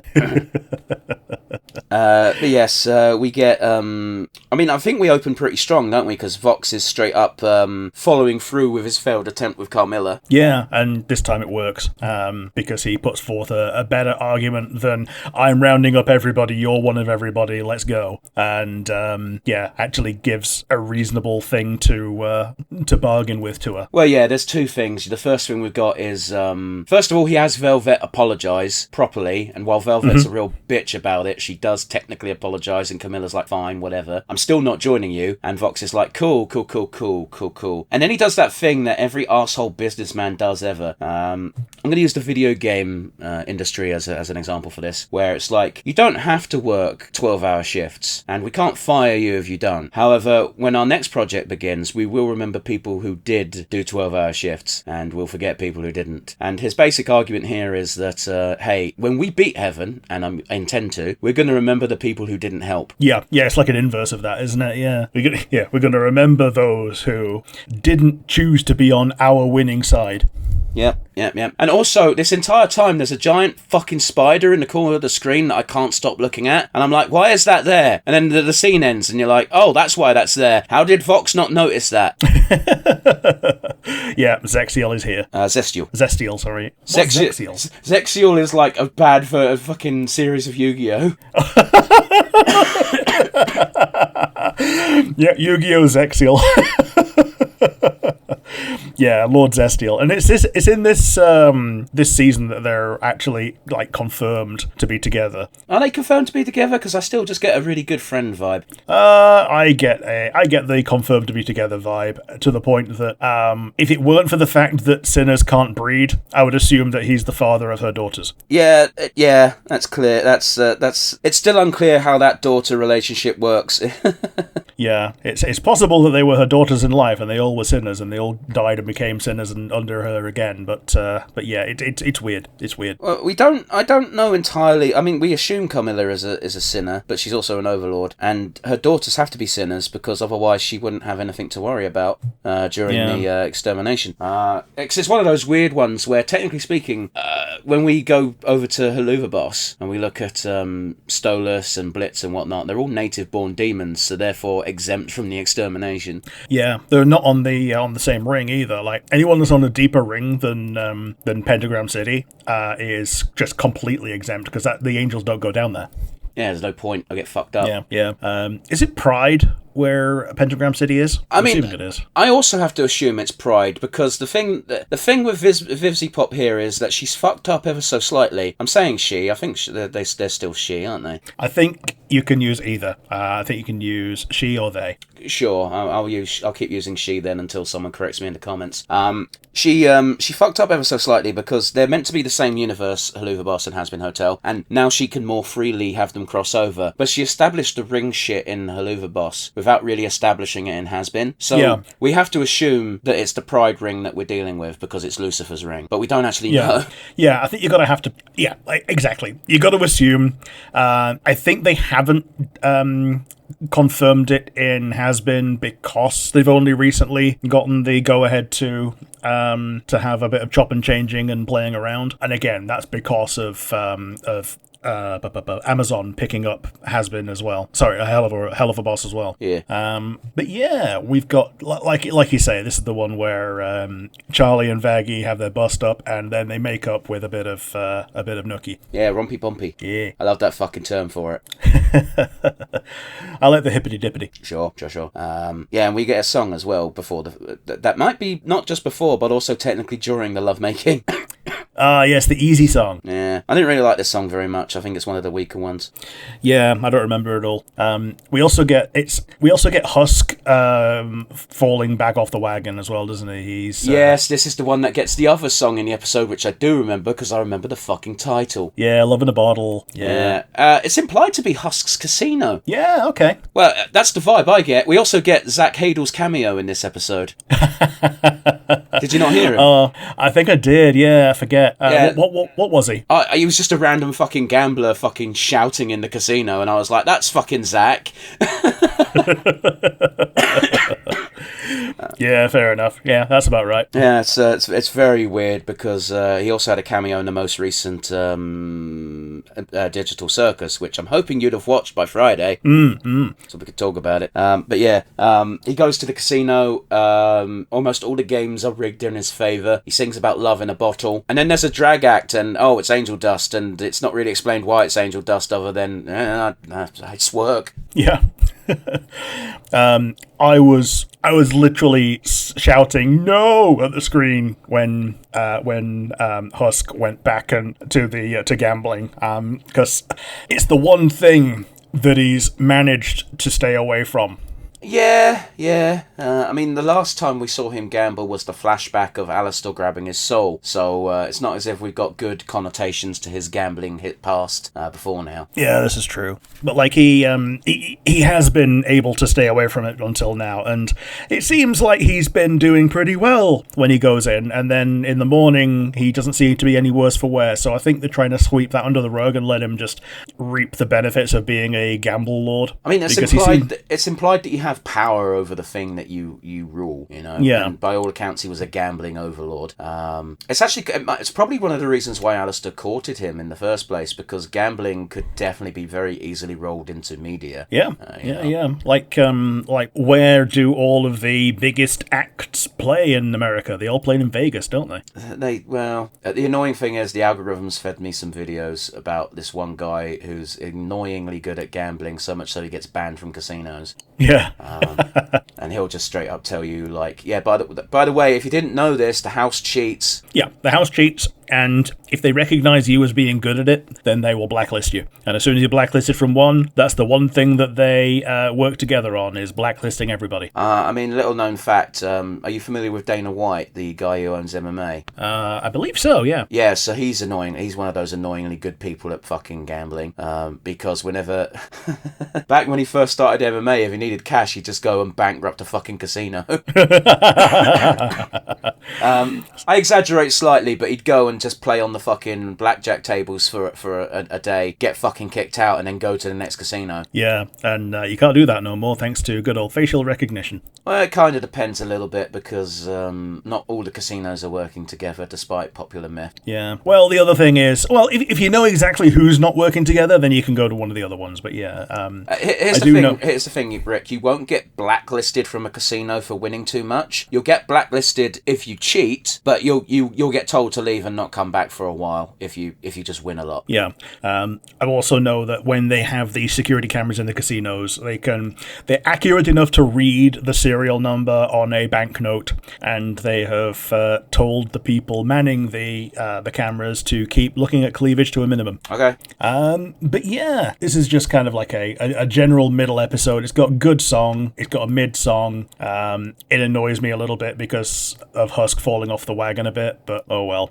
And then we get towards the finale. We have the weapon of mass distraction and the curtain call. So the end of episode 6, which we were just talking about, has Lucifer get a text message from Vox. We, the viewers, don't know it's Vox at that point, but we know it's definitely not fucking Charlie, because Charlie's too busy getting some nookie. And also, we as viewers know what Charlie's like, and that's not how she texts. Yeah. Doesn't he also use her voice as well? Gives her like a voicemail? I don't remember, and that's me being honest. Because he can just use her voice at any point, can't he? Maybe. It's been a minute, Rick. I'm not arguing with you. Yeah, I think it is a voicemail. But yeah, it's like a "Dad, come here, I need you" kind of thing. Pretty sure it's a text. Yeah. But whatever. It's really not the most important detail in the world to go over with a fine-tooth comb. Because Lucifer is depressed because Charlie was very mad with him, he takes the bait very easily, and then he ends up getting captured. And what does he get captured for, Rick? I can't remember. What did he get captured for? They want to use him as the battery for the weapon. Oh yeah, they do. Yeah, because they put him in the cannon. Yeah, when he's tied up, he's still talking shit because he's like, I still don't know what you think you're gonna do to me, but it won't work. He's so smug. It's great. Yeah, because they can't kill him, but they don't want to kill him. Here's a fucking interesting tidbit I learned, by the way. This is just something I randomly stumbled upon while browsing Reddit. Apparently, Lucifer was written with Weird Al Yankovic in mind. Okay. And apparently it was never going to happen because Weird Al just, in general, doesn't like swearing. Okay. I can get that. Yeah. And Lucifer swears. He does, but I could see that character working without him swearing, and with him being basically the only one that doesn't. Yeah, but apparently that was too much work to change that, so no Weird Al as Lucifer, despite writing Lucifer as Weird Al. Yeah, okay. Big old asterisks of allegedly here, because I could not find the source for this, but it's something I've seen floating around the last couple of days. Yeah. You get to see a lot of Lucifer's face getting contorted in goofy ways at this point as well, which, it contextualizes some of Charlie's goofier faces. Yeah, they're goofy family. Yeah. Well, the two goofs that we know are goofy. We don't know about Lilith. We assume that she's not that goofy. I don't know what Lilith's deal is. Lilith is still the great mystery of the show. And It seems like season 3 is going to be where we get hardcore, confirmation of things. Yeah, we get something in season 3 about Lilith because the stinger at the end of season 2 is getting the call from Lilith. It's annoying. It's Netflix. Although at least they are making it. They're definitely making season 3 and season 4. They're still recording it. Well, yeah, and season 4 is meant to be the end point. Yeah. Or at least an end point. Don't like that. That's worse. Yeah, I hope that it's tied off with a bow, and if they continue from that, then it's an actual like time skip continuation, and not just another Netflix breadcrumb at the end of season 4. Yeah, I don't know. This is also episode 7 is also when we get the flashback to Vox when he was alive. Yeah, so again, this is the second character we have confirmation of. It's like, yeah, no, they look like that because of the way they died, and I didn't see that coming. Yeah, so yeah, he dies by having a TV dropped on his head while he's surrounded by a bunch of water. He dies from a combination of impact and electrocution, and everyone else around him also dies from electrocution, but they don't matter. No, of course not. But he's made every other murder look like an accident. It might explain why he had such a kickstart in hell, because he already owned a bunch of souls. Essentially, yeah, because he was already essentially a cult leader in life. Yeah. So yeah, he essentially already owned souls, living and dead. And yeah, knew how to bend people to his will. Yeah, it didn't quite work on Alastor though. No, but then again, Alastor has always been, like a level above anything that anyone else thinks that he is, apart from Adam. Yeah. And again, speaking of Adam, what a non-problem this would have been if Adam was still around. Yeah. And it's why I have to assume that the show is speaking on face value with how strong Adam was, because they seem to be hyping Adam up as the strongest person in heaven, and he must have been if heaven gets rocked by a fucking laser beam and none of the other archangels do shit about fuck. Yeah, heaven gets rocked by a laser beam that's basically the same power that Lucifer could have used against Adam. And yes, Lucifer won, but Lucifer didn't kill Adam. And yeah, this laser beam has gone a long way, so we know a little bit about degeneration of energy over distance. Oh, don't fucking bring that shit up into it. It's a cartoon. Don't fucking even begin to pretend. Yeah, but like shooting that at point blank would be stronger than shooting at a distance. You don't know that. It's cartoon rules. Okay. But yeah, meanwhile, Pentius is up there trying to do his best to form a way to communicate with the Hellfolk. I don't think that's until the end of the episode, because the bulk of this episode, Heaven spends basically freaking out. Yeah, they're just running around like headless chickens. Yeah. And yeah, the Might of Lilith is the name of the canon, isn't it? Yeah. Charlie is really not a fan of her mother's legacy being used this way. Although, us as viewers still don't know fuck all about Lilith's legacy, and this might be exactly what Lilith wants. Yeah, maybe. Although, it is, of course, dampened by the fact that we know Lilith is currently just chilling in heaven somewhere, so probably not. Yeah, she's just on a beach. On a beach with no voice lines. On a beach, no voice lines, 700 missed calls from Lucifer, a bunch of voicemails from Charlie. Yeah, and she gets... The only thing she gets to do is laugh at Lute when Lute comes and says, "I'm in charge now," and then when Lute comes back and says, "Actually, I'm not in charge." And yeah, Brighter is Vox's song about when he was alive. It's a good fucking montage, though. It is. Yeah, although I'm pretty sure that's not... Again, this is why I think you shouldn't put too much value on anything that requires any real-world knowledge, because, again, this motherfucker would have been caught instantly. Yeah. Hey, totally. How come this guy, every time someone's brutally murdered, this guy gets a promotion? Should we look into this? Yeah, this guy gets a promotion into that other person's slot, literally. Yeah, that's not suspicious. I know this must have been like... it was a big fuck-off TVs, and when TV really was king, so this must have been like 50s or 60s. Yeah. But still, the police weren't quite that incompetent. We hope not. But yeah, this was obviously after Alastor's day, because Alastor doesn't respect TV at all as a medium, and it's possible that Vox is part of the reason for it. But it's also possible that like radio was around in his day and TV wasn't. Well, TV killed the radio star. Yep. Right. It's very reasonable for someone who was big on radio to be like, man, fuck television. Mm-hmm. But yeah. Anyway. It's just such a natural rivalry as far as media-based kings are concerned. Yeah. Onto the episode itself. I've got to be honest with you, there's a big old... because the bulk of this episode is basically Vox throwing his dick around and threatening heaven. Weirdly, not a lot happens. Yeah, it's just lead up to the actual finale. Yeah, it's just build-up. It's an entire episode of build-up. Yeah, so much so that the final part of the episode is they're just like, how the fuck are we meant to infiltrate Vox Media? To which back Baxter just goes, "Oh, yeah, I can use my badge." And it's like, why would you help us then if you work for them? And it's like, oh yeah, it's like you made my bed exactly the way I asked you for. Therefore, I assume that means we're best friends. Yeah. And Vaggy's just like, Vaggy's just really good at her job. Yeah.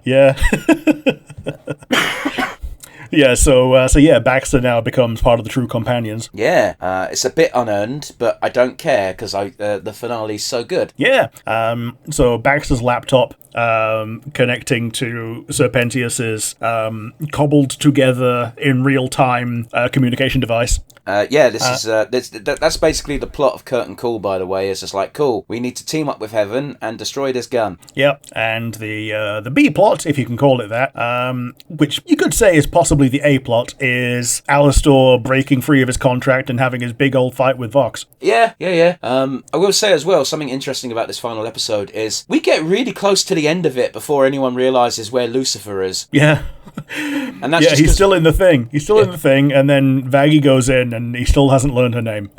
Yeah, it's adorable. It's like, we're going to get you out of this, and it's like, yeah, okay. And Lucifer does a really good job of trying to play it off, but boy, does he actually get really fucked up by this thing. He does, yeah. And, I could feel the cogs in my head turning in real time when it was getting towards Alastor breaking his contract, because we knew that Charlie had the he had the "you do me a favor" thing with Charlie, and It was only when Vox was there.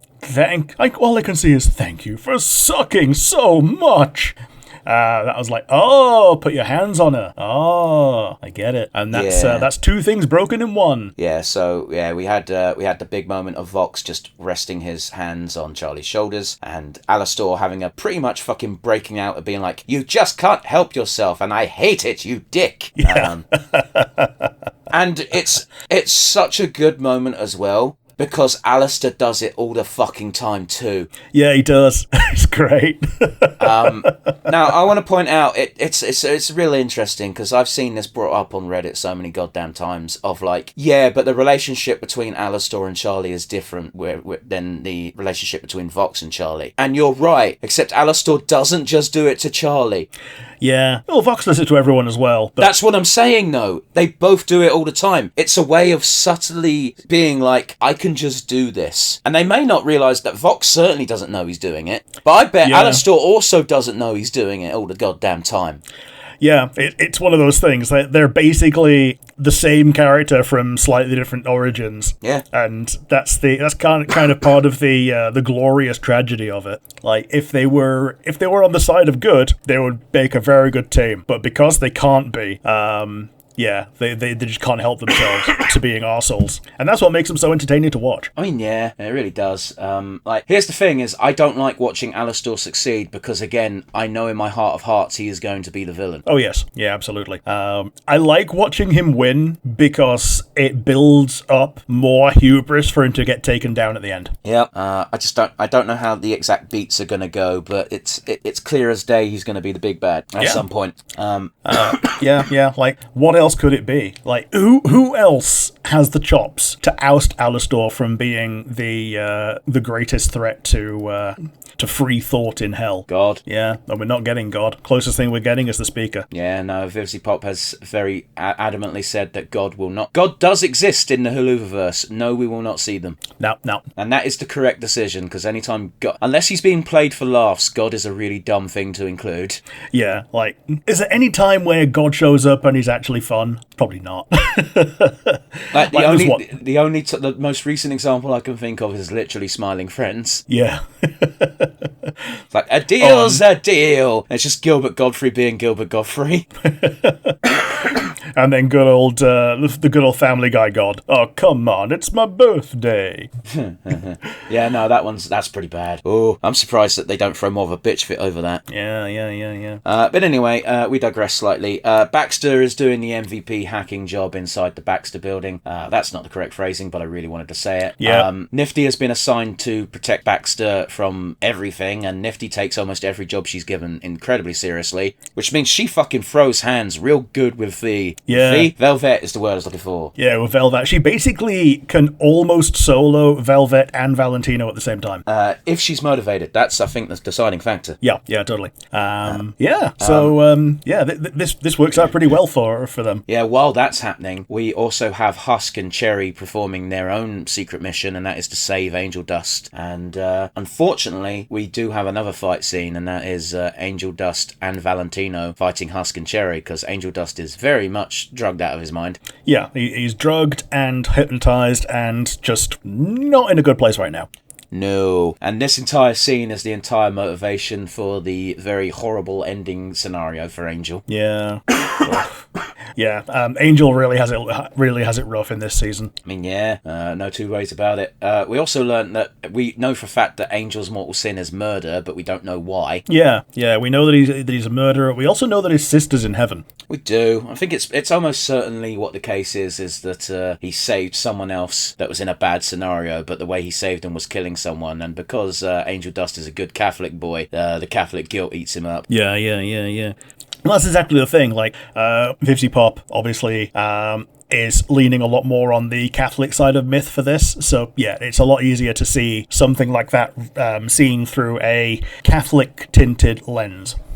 For those of you wondering why I bring up Catholic guilt, it is literally because of Daredevil. If you're not familiar with good old Catholic guilt, read a Daredevil comic. You'll fucking learn. Yeah, Pen and Stare. That's Ghost Rider. Oh yeah, shit. Yeah, I was thinking. Yeah, okay. Yep. I was thinking of Ghost Rider's Pen and Stare, not Daredevil's Catholic guilt. Okay. No, Matt Murdock is motivated entirely by Catholic guilt. Sure. Yeah, but don't worry about it. It's fine. You're not as up to date. You're not as savvy on comic books. Even I'm not that savvy on comic books, because comic books are stupid. They are very stupid. Most of the things I know about comic books come from Wikipedia. Yes, and some of it comes from me, and it's me telling you how dumb things are. Oh, yes. Jubilee was a vampire for a long time. She might still be. Cool. Don't know why, but fuck it. Anyway, what are we talking about? Yeah, cool. The finale of Hazbin Hotel. I absolutely love that the shark is called Shock.wave. Yeah, Shock.wave. Yeah, Shockwave. And I got this. You get it better from the if you got the subtitles on, where you actually get it called Shock.wav. But yeah, otherwise it's just pronounced Shockwave. I appreciate that they are called WAV files, but I've always called them WAV files because it's just more English. Sure, yeah. I know that WAV is meant to be for wave, but there's no E there, so I call it WAV. That's totally fine. I've always called them whenever we do an audio test and I'm checking my wave. That's what I'm referring to, even though I'm technically speaking not looking at the wave.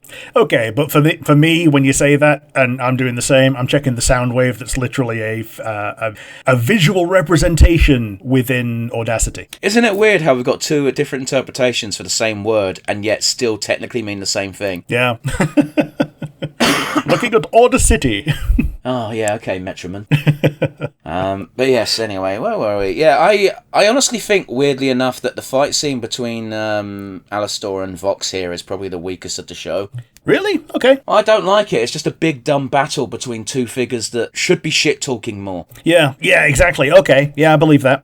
Yeah, they should be doing more shit-talking, but I think this is the time where they discard that and just start throwing hands and doing it with things that are not just their hands. That's something that I get a lot of complaints about. Sometimes is how many different ways can two human-shaped people fight, and when it's just punching each other it gets boring. So it's interesting that they use different sets of powers. Like Vox has obviously got his wires that he Dr. Octagonopus around on. Alastor's got his shadows, and they both got their different kinds of energy blasts and all that. Speaking as a wrestling fan, how fucking dare you say the words, how boring can you be to just fight with fists and punches and kicks? It could be quite exciting if you have a bit of fucking imagination. I'm sure it can, but for someone without the knowledge, it just looks like punch, punch, kick, punch, person falls down. Oh, God. Rick, we just watched Green with Evil. We did. That's all that is. Yeah, and like a crotch attack where you do the backflip with that, which you gave a name to that I don't know. Oh, God. The thing that bugs me the most about that is the guy we had on with us, we can say his name because he's been on more recently, Chris, also knows it's called a Hurricanrana, and he don't know shit all about wrestling. Yeah, I still don't know what a Hurricanrana is. It's what you just described. Yeah, it's where you do a flying kick, and then you do the splits. You grab someone by the willy, or you grab someone by the head with your thighs, and then do some wrestling bullshit to flip them off. Now, the annoying thing is, Rick, you're describing that as if it's a super cool sequence, and yet that's a really standard wrestling maneuver. Yeah. But like, I thought the fight scene was pretty cool, but I appreciate that it missed the mark on how these two should be trading bobs with each other at least a little bit more. I'm just saying, I think the scene earlier in the season with Alastor, where it was Alastor and his minions against the V's, was far more exciting than this big battle. Now, does that matter? Not really, because the rest of the episode is banging. But as a fight scene, I think this one was a bit lacking. Yeah, and Vox eventually loses. I think it's isn't it Vincent? No, not Vincent. Valentino. That Vincent was Vox's name. Yeah, Valentino that takes his head off while to get him to safety at the end. At the very end, yes. I will say, this episode has one of my favourite tropes, which I wish the internet didn't misinterpret. Which is, I've already had this conversation with you, Rick, but we're on a podcast, so we're going to have it again, sorry. Where, at the finale, you've got the giant gun going haywall, and by the way, it's going to fucking blow up and destroy everyone in the close vicinity. And, I think this leads to the moment that you're speaking about, where Vox is like, I don't care, even though Velvet and Valentino are like, we need to fucking go. Vox is like, I don't care. If Alastor gets destroyed as well, it's a win. That's when I think Valentino just goes, fuck this, pulls off the head, and but we get the moment of by the way, we're sort of glossing over the fact that Emily got her fucking wings burnt to shit. Yeah, she did. Yeah, but we'll loop back round to that. The machine's going haywire, it's going to blow and destroy everyone. Everyone has a bit of a sing-song, and I don't care how camp and corny it was, because it was cool. Because everyone's putting in their overlord powers to try and calm down the fucking thing from getting destroyed. And you have Velvet and Valentino both look at each other and go, for fuck's sake. If this thing blows up, we die as well, so we have to help. So they throw in their powers, which is great. It's a great moment. It's a great moment of like, yeah, we're evil, but if they lose, we all lose. Yeah. And then they have the coming together enemies and allies song. Yeah, except we cut to a moment, don't we, where Alastor's like, fix my staff, Rosie, and Rosie's like, you're not serious right now. And Alastor's like, yes, I fucking am. Yeah. Emily also gets after her wing gets broken to shit, she gets a gold replacement, which I think it's implied has been made by Pentius. That's very adorable. However, that also feels pretty standard because Luke also has a gold arm. Yeah, but I feel like Pentius would have been the one to make sure that she got seen to right and that it would, work with everything else. Luke's looks a bit more crude, whereas Emily's gold wing looks like it fits with the rest. If you say so, man. I still think it's just standard. Like, you're allowed to headcanon whatever you want. And we'll cut forward to next season where Emily's like, thank you for making sure this fit perfectly, Pentius. That's quite all right, sweetie. I can't do Sir Pentius's voice because I just realised I do Greg Davies when he's taking the piss out of someone.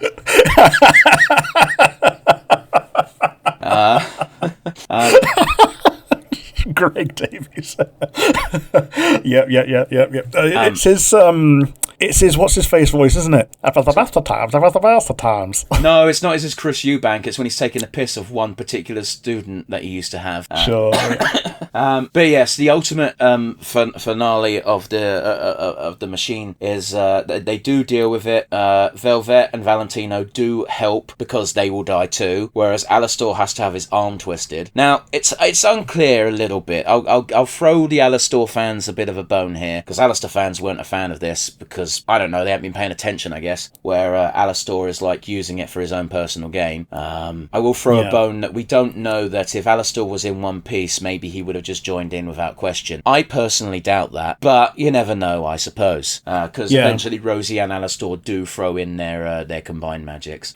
Yeah, because like even in season 1, after he loses, he could just come back at any point, but he chooses to lick his wounds for a long ass time before he comes back to the hotel. He gives like the other characters time to mourn him as well, alongside Serpentius, before he just pops up again. On the one hand, yes, but on the other hand, it does give us the great moment because Lucifer's got everyone in a group hug as the hotel's finally almost back to normal, and then Alastor fucking joins in, and you could just hear Lucifer go, "Oh, this fucking guy," because Lucifer knows. Yeah, knows that he's still around. Like he knows that Alastor hasn't been killed. He was just waiting for this to happen. Like, Alastor, he could have just like slipped off into the background and just come out of some other shadow somewhere else and just lived, no problem. Alastor is a selfish piece of shit, and the only reason why he gets any amount of leeway is because he's an entertaining selfish piece of shit. Which, it's a show. Yeah. And he's usually pointed against things that are worse. Yeah, I mean, maybe. Like, the only... no, I don't even think that's the case. Like, it's all well and good, like, him being... Like, everyone points to him being, like, really nice to women as to being one of his redeeming feature. But he's constantly bullying Vaggie. Yeah. Yeah, he is. But it's one of those things. He... apparently, he doesn't know that he's asexual as well. He's just waiting for the right lady. So that's part of why he's nice to ladies. He can entirely be asexual and not be aromantic. Yeah. Like everyone else seems to know. Like Rosie calls him the ace in the hole, and he's like, "Wait, what?" Weirdly enough, that line is actually a bit recontextualized, isn't it? Now that we know who has his leash. Yeah, because he's literally her ace in the hole. Yeah, which is it's not something I even thought about until just this second when you reminded me of that really funny joke that everybody loves. Yeah. But it also recontextualizes the "I knew she could do it all along" kind of song that they did. Where Charlie's getting all of the cannibals to work alongside her. It recontextualizes the relationship that Rosie and Alastor have into being more than just old friends, because as far as Alastor's concerned, they're not friends at all. No. And it's interesting to go back to season 1 in particular and just pay attention to Alastor's eyes and not his face overall, because that's what actually shows what he's feeling. I get you, but it's also very interesting because despite like Rosie has no idea that Alastor has been going through all these steps to break his contract. It almost feels like she underestimates him to a certain degree. Because Rosie has taught him everything. Yeah. And it is in Rosie's best interest until the deal is broken to have Alastor be the strongest sinner. So much so that even back in season 1, one of the side conversations she has with Alastor is, here's some souls that are probably pretty easy to take. Yeah.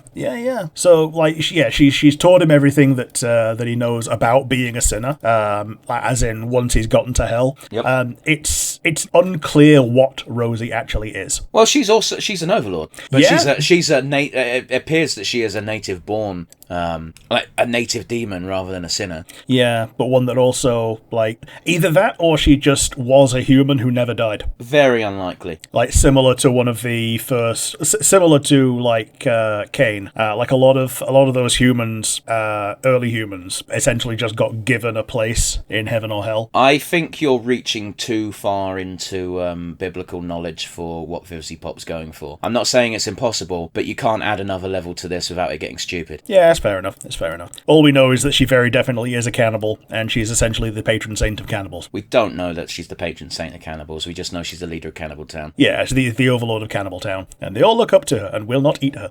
I don't think there's a will not eat her so much as like she's in charge, so therefore for now she's off the table. But and they make sure to keep her nicely fed with finger food, as it were. We are far too deep into speculative territory for my liking, because there's just no backing for anything that's being said here. Fair enough. But yes, we get our nice little everybody joined together song. Vox lives as a little TV head. And the finale is Lilith calling Charlie. Before that, we do get a bit of an epilogue for some of the stories. As you say, Vox continues to live as just a TV head and is probably going to be that for the foreseeable future. More importantly, Valentino has been promoted to the face of the V Media empire, which Velvet seems more than happy to have him be the face, because we know Velvet's in charge of the actual spinning of the story. Yeah, and Katie Killjoy goes, "We probably probably going to have to change that name. Vox Tech. I listen. I much preferred Katie Killjoy's pilot voice, but I'm glad Brendan Rodgers gets a role in Hazbin. Yeah. Both of these things. Yeah, I prefer her actual like woman voice, but yeah, it is funny. Like, he's grown on me as Katie Killjoy. Obviously, we like him as a person, and we like him as Blitz. But yeah, I do absolutely adore the fucking voice line of Charlie goes ahead and calls Katie Killjoy, well, you're just homophobic. I'm not scared of gay people. I just don't like them. Yeah. It's such a funny fucking line, and it's made all the funnier by the fact that it's such a horrible line, because I know people who have said that. I know, right? It's such a thing that gets said between like 13-year-olds who don't know what phobia actually entails in the modern day. I wish I could say it was 13-year-olds, Rick. Okay, people with the mentality of 13-year-olds. Yeah, I think that's too generous. Yeah. But it's funny because it's Brendan Rodgers delivering that line, who I believe is on the LGBT spectrum somewhere, don't know where. Yeah, if not on the rainbow, then at least an ally. I should fucking hope so, given the characters he plays. Yeah. It would break my heart if it turns out that he's like actually like a deep infiltrating MAGA cultist, and he plays life the way he does. Oh boy, how heartbreaking would that be? Oh man. Like, there's no other word for it. It would be heartbreaking, but I'm pretty sure that's not the case. Yeah. Jet-propelled turbo chud is actually the one who's I'm sorry, fucking what? What was that series of words? A lot of jet-propelled turbo chud. Well, chud is the internet MAGA person, isn't it? Is it? Okay. Yeah. You might be. Yeah. Maybe I'm deeper into the source than I would want to be, but yes. But yeah, we get to the final finale, and yeah, we got the breadcrumb that Lilith is going to be season 3. Yes, we do get that breadcrumb. However, I will do. I think Brendan Rodgers is the wrong word, because I typed that into Google and they're talking about an Irish football coach. It's Brandon Rodgers, isn't it? Whoops. I just assumed that it was your accent giving it the spin, but yeah, it's Brandon, isn't it? My bad, Mr. Brandon Rodgers. I thought your first name was Brendan. Sure. I'm googling LGBT Brendan Rodgers. He's openly gay. There you go. Okay, cool. Because I was 95% sure he was on he was something, but I didn't know what. That sounds horrible wording that way, but everybody knows what I mean, I hope. Yeah. Like, we've done Rainbow Months. We know that we're not phobes. He might be gay, he might be bisexual. Results are unclear. Either way, he's not going to be going around saying all gay people should die, so we got that in our corner. Yep, true. Tangent aside. Yeah, well, I guess that's pretty much it for season 2. Do you have any general thoughts? It was good. I hope we get more of this in season 3. I think it's a very positive sign that Vivzie Pop has pretty much gone on record as saying that season 2 is more in line with what they envisioned for the show in stylistically and writing wise. So I think we are just going to get more of this going forward, which is great. I look forward to it. What about you?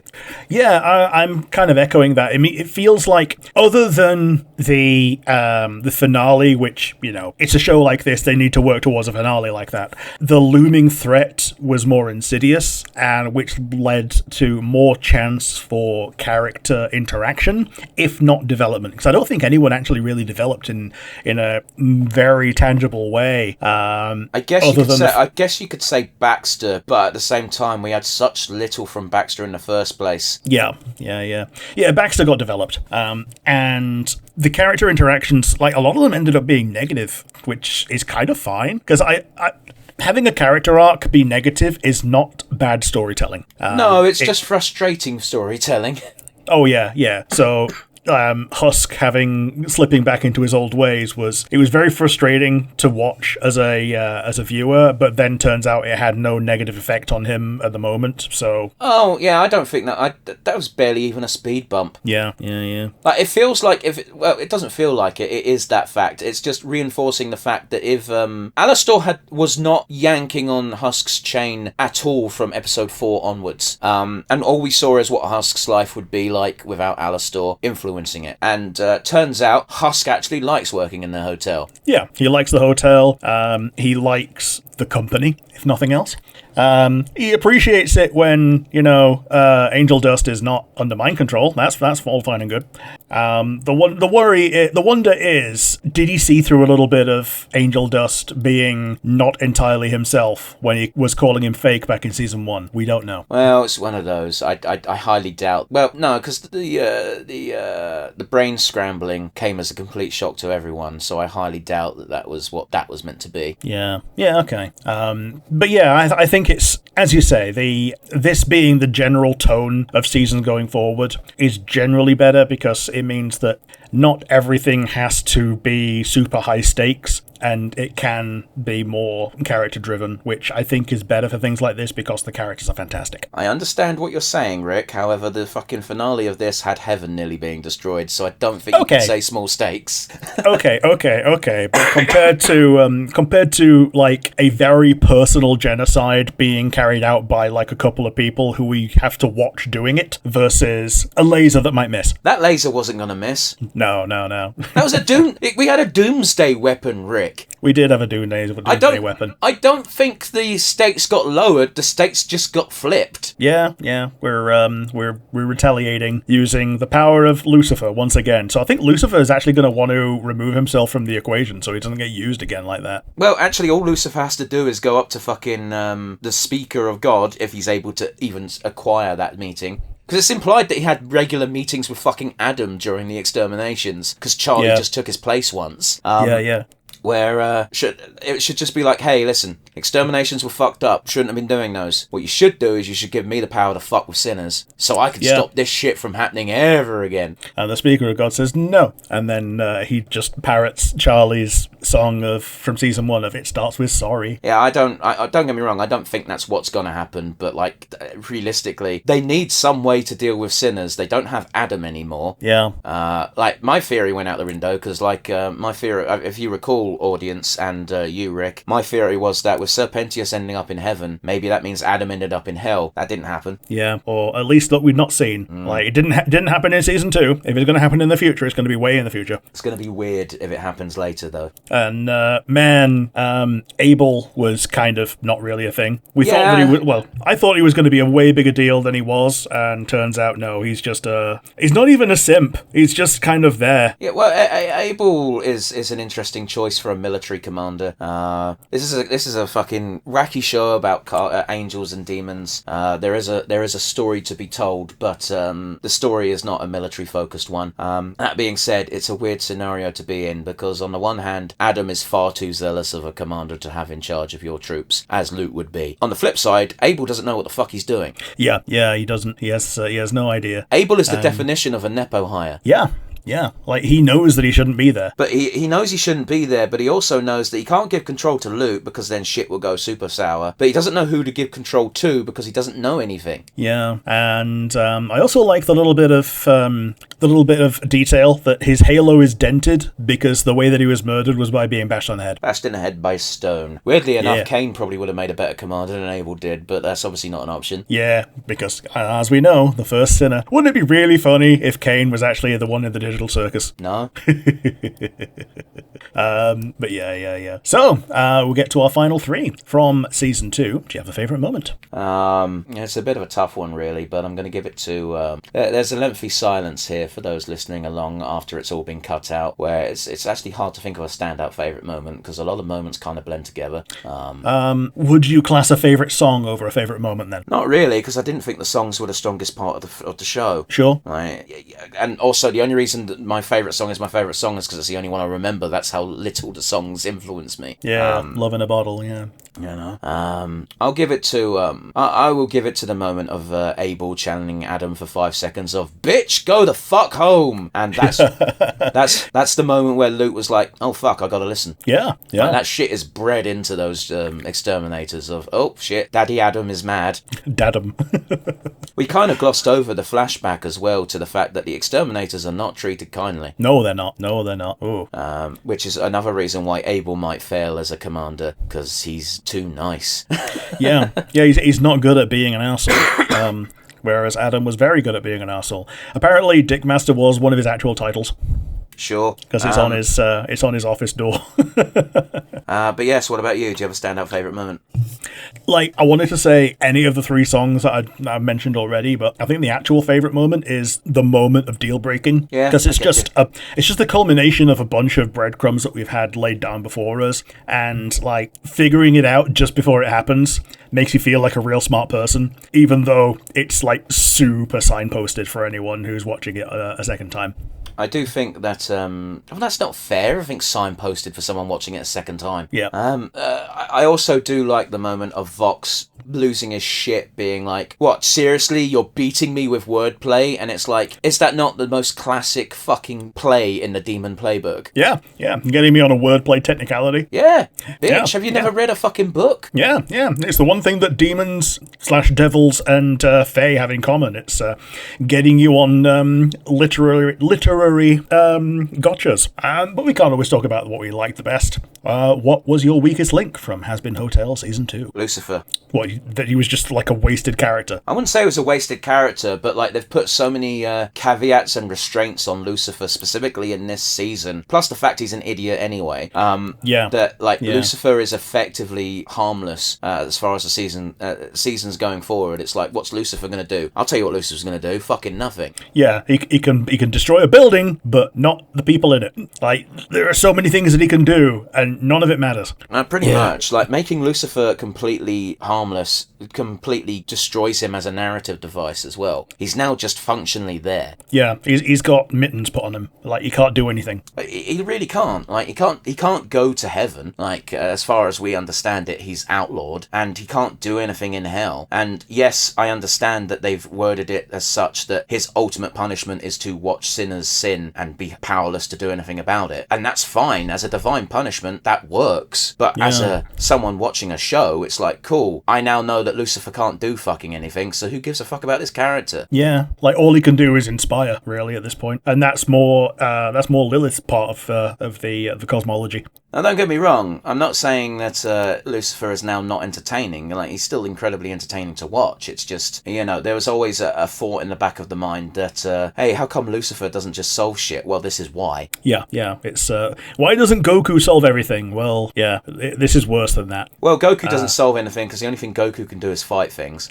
Yeah. Whereas this is like the better angels in Dragon Ball. is Superman. Why doesn't Superman fix everything? Well, Superman's only one person, and when Superman does fix things, it gets bad. Yeah. If Superman has to fix it, then it was bad to begin with. Well, I'm more specifically thinking of scenarios like where Superman becomes president of the entire world, but he keeps the world in a glass bottle, and it sucks. Yeah. What about you? Do you have a weakest link? Mine was that things with downsides seem to have no teeth.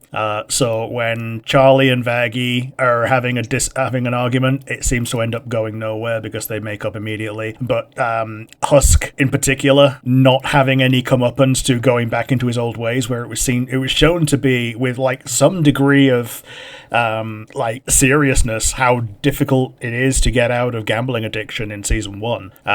Like he's just goes straight back into it, no problem. And it just seems to completely cheapen him as a character in that he was downtrodden.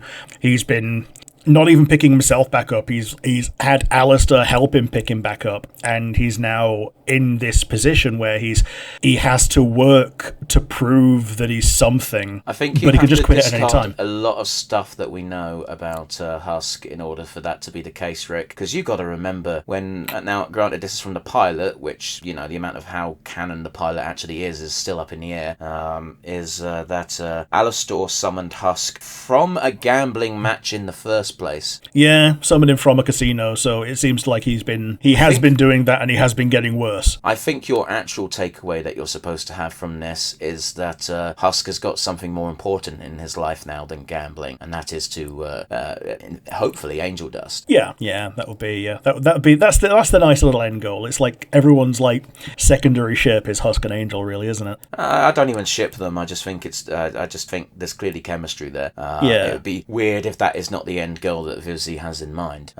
Just like Cherry Snake is clearly a thing now. Yeah. That being said, I'm also going to take slight umbrage with your first point as well of Charlie and Vaggie, where if we had a whole 2-episode, 3-episode plot line of Charlie and Vaggie having an argument again, I'd be fucking furious. Yeah. We did this in Series 1. Yeah, and it annoyed me in Series 1 as well, because it meant nothing in Series 1 in the end. Like, in Series 1, it was a big deal because it was, because Vaggie's an angel. But now, it just feels like tacked in because they need to have the conflict ball between our main characters, our main duo. I'm gonna have to disagree with you again, though, because this has been building the entire series, and a bit with the fan base as well, with watching Charlie, because Charlie is told constantly, don't do this, it's stupid, and then she does it, and then Vaggie has to keep working at the hotel while Charlie runs around doing her media promoting, which Charlie is not armed to do, and is told not to do, but she does it anyway. That's the cause of the fight. I feel like people who are getting frustrated at there being a fight at all aren't seeing things entirely from Vaggie's point of view and only seeing it from perhaps Charlie's. Yeah. And it's one of those, I was less bothered about Vaggie being upset and more annoyed that Charlie was taking it so personally, because it was a criticism of actions, not a criticism of the person. Yeah, but Rick, you fucking know damn well that that's Charlie's character flaw. Yeah. Because it is Charlie's personal goal and has been her personal goal for so long, any attack on the goal or the actions to achieve the goal are seen as an attack on her. She can't help that, but that is how she takes things. Yeah. But we don't always like to end on a sour note. We like to end on something a little bit high. Do you have an MVP for this time round? Oh God, it's going to be I don't know off the top of my head. I'll continue to give it to I'll give it to the writing, because love it or hate it, it's consistent. Yeah, I get it. I get it. I don't know why you would watch season 2 if you don't like the writing. I get it. I know a lot of people are still giving Vivzy Pop shit for the amount of swears that she writes in, but it's an adult cartoon and it honestly doesn't feel as bad as South Park, so whatever. Yeah, I know some people who will draw a line in the sand of anything below this is okay swear word to say. Anything beyond this is gonna make me clutch my pearls. I don't think I've heard a single cunt. Adam says it. Adam wasn't here this season. Yeah, he wasn't. Yeah, I don't think actually it might not even say it this entire season. I'm just saying this. You're allowed to not like swearing. I don't understand why you're watching an adult cartoon that is explicitly an adult cartoon and being like, oh, but they say the fuck word a lot. Yeah. It's a criticism I've also said where it's like, they swear a lot in here. I don't care, but they do it. You have to acknowledge that fact. Yeah. You need to know that you're not going to be watching it with your nephew who's like 6. But there's other things in the show that are far worse than swearing for underage people. Yeah, like that's angel the dust. bit. That's the bit that gets me though, is that people focus on the swearing when it's like they talk about enough adult topics that swearing should be near the bottom of your complaints. Absolutely. Anyway, absolutely. I think the writing is on par, and I suppose that will be my MVP. And I know that sounds like a bit of a cop out, and that's because it is. Rick, who's yours? Mine is going to Christian Ball, the voice actor for Vox. Yeah, fair. He just gave the character so much hateable life. Vox in general was just a joy to watch, and I think part of it was just the sheer charisma that was lent to him by Christian Ball. He sounds like such a prick, especially when he says stuff like, Val, I hate it when you speak in that island language. Yes. I'm from fucking Florida. It's that combined with the immediate ow because he chucks a lamp. Yeah. Apparently he was Wonka on Broadway.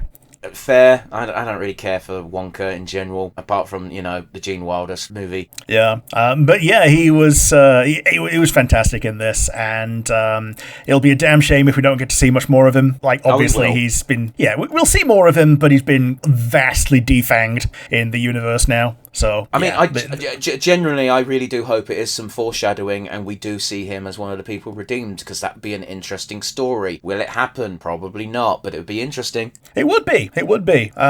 Because now that he is just a TV head, there's nothing stopping him pursuing that kind of thing. Especially now he's completely reviled. He's got nothing to be in hell for anymore. You say that, but the V's still clearly want him around. True. They might need him around in terms of having part of the media pantheon, as it were, until they don't. We'll find out. I wonder what the name would have been if Alastor did join them. Because it was just Vox and Alastor, so it'd be the AV Club, wouldn't it? I hate you. Literally, the Audio-Visual Club. No, I know, and I hate you for it. Yeah. I got the joke. I just hate you for having a joke ready. Yeah, I mean... Now, see, what makes the joke funnier is when you explain it. But yeah, that's going to be it from us today. That really fucks me off, Rick, because I didn't even ask you to explain it. I know. All I said was, I hate you. We could have moved on with our lives, and then you explained it as if I'm a fuckwit, and then... Oh, yeah. Ha, ha. Go. Yeah, so that's it from us today. If you like the video, you've got the comment section down below on YouTube and on Spotify. Tell us what you liked and what you didn't like, and what you hope for, and your little any theories you may have going ahead in Hazbin Hotel, and in general in the Vivziverse in general. Big old asterisks on the theory crafting, because if you post a theory, it's fucking licensed to mock. Oh yes. If we are going to read your thing, we may end up mocking it, or we may end up liking it. Or both. Rick's kind of using the royal we as well, because Rick's far too nice, but I am not. If you don't have the comment section, you can instead send us an email at nonsensereviewuk@gmail.com. And we're going to see you all again next time. Bye, everybody.